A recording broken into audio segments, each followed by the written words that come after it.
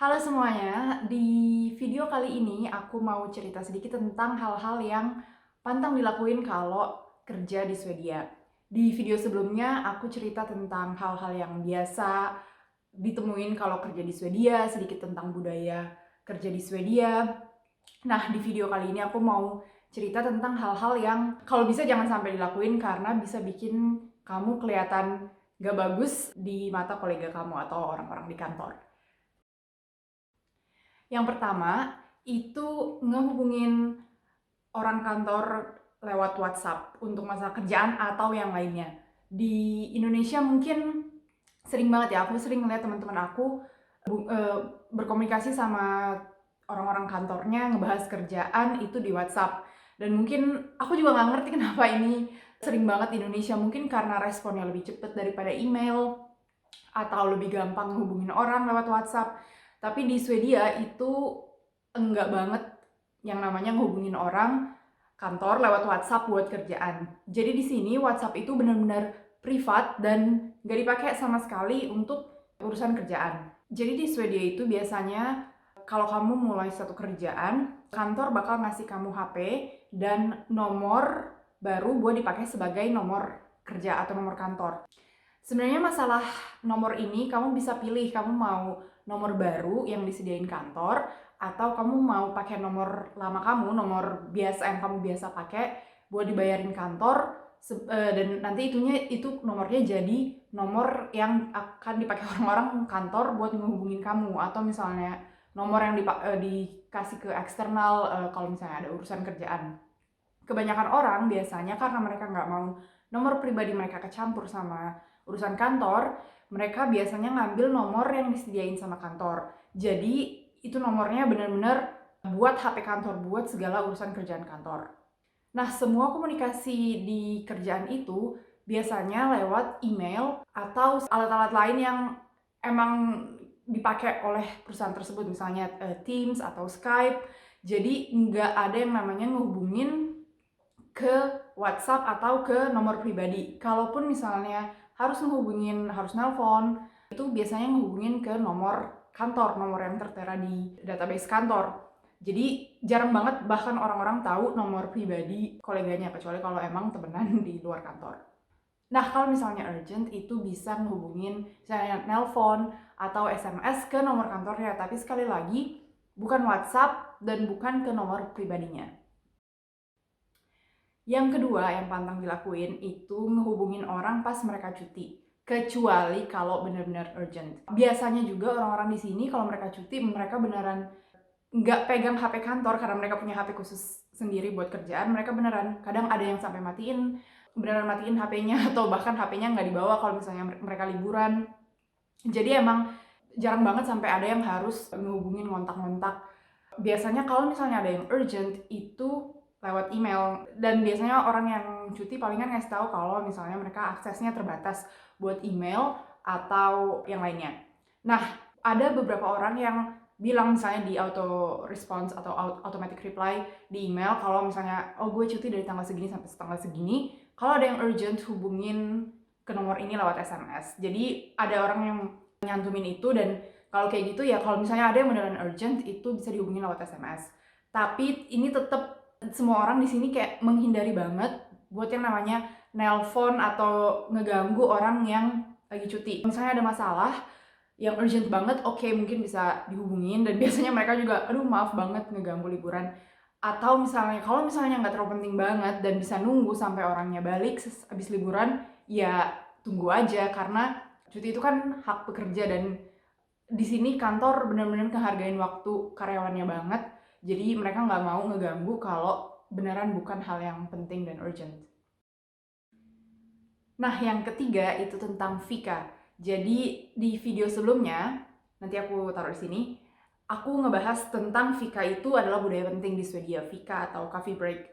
Ini kalau bisa, kamu kalau ada Vika, kamu ikut, karena Vika ini juga sebagai salah satu waktu buat kamu bersosialisasi dengan kolega buat ngebahas hal-hal lain yang mungkin di luar kerjaan. Jadi ini waktunya bersosialisasi dengan agak santai, bisa lebih kasual daripada waktu-waktu yang lain. Aku punya temen, waktu itu dia baru datang ke Swedia dan baru kerja di Swedia. Dia waktu itu belum ngerti tentang budaya fika ini, jadi waktu ada fika dia nggak ikutan, dia tetap kerja di mejanya. Nah, sampai waktu itu dia didatangin sama bosnya buat dia beneran ditanya sama bosnya dengan serius, kenapa kamu nggak ikutan fika, kenapa kamu nggak ikut bersosialisasi. Jadi kalau bisa kalau bisa selalu ikut fika kalau misalnya lagi nggak ada meeting atau segala macam, karena itu penting banget buat bersosialisasi dengan kolega. Yang keempat itu tentang kerja di luar jam kerja hanya untuk nunjukin dedikasi. Jadi aku udah bahas juga di video sebelumnya kalau di Swedia ini mereka ngehargain banget work-life balance. Jadi orang-orangnya beneran efisien kerjanya, kerja hanya di waktu kerja, dan di luar jam kerja mereka beneran istirahat, mereka beneran nggak pegang kerjaan, kecuali bener-bener urgent.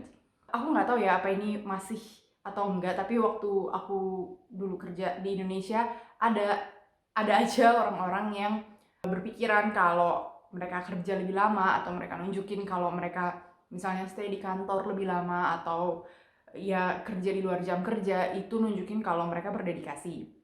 Nah, tapi di Swedia ini tuh nggak kayak gini. Kalau misalnya kamu terus-terusan kerja di luar jam kerja, atau nunjukin kalau kamu available setiap saat, itu kamu bisa ada dua, kamu nunjukin kalau kamu itu nggak punya boundaries antara kerjaan dan kehidupan pribadi. Dan juga kalau misalnya kamu kerja itu terus-terusan kerja di jam yang panjang sampai di luar jam kerja, itu juga bisa nunjukin kalau manajemen waktu kamu nggak baik.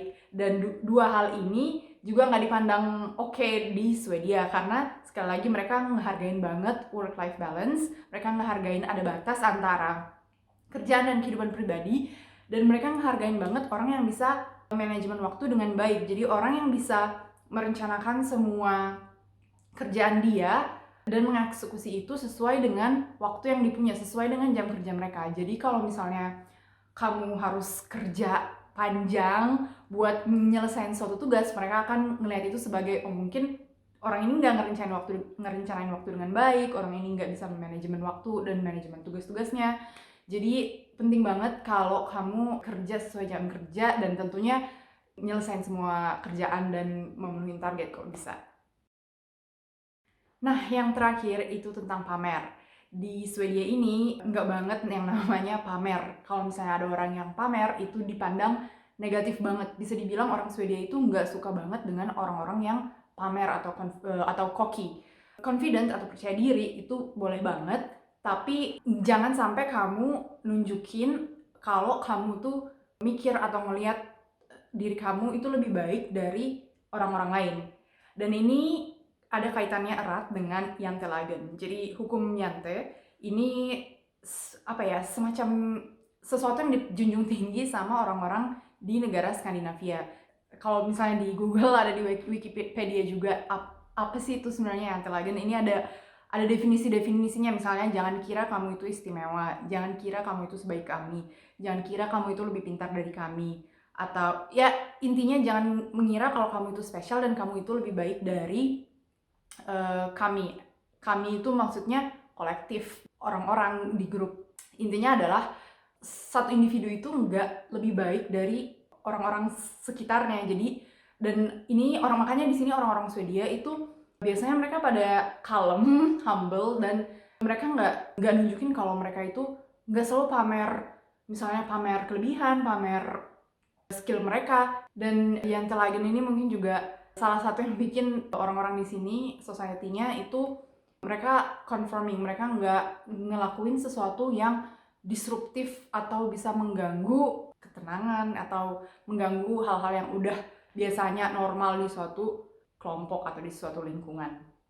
Nah, jadi penting banget kalau kamu di kerjaan, kamu nggak pamer, kamu nggak nyombongin diri, kamu nggak nunjukin atau bersikap kalau kamu itu lebih oke dan lebih bagus daripada orang-orang yang lain. Itu enggak. Jadi di sini mereka beneran ngehargain collective effort.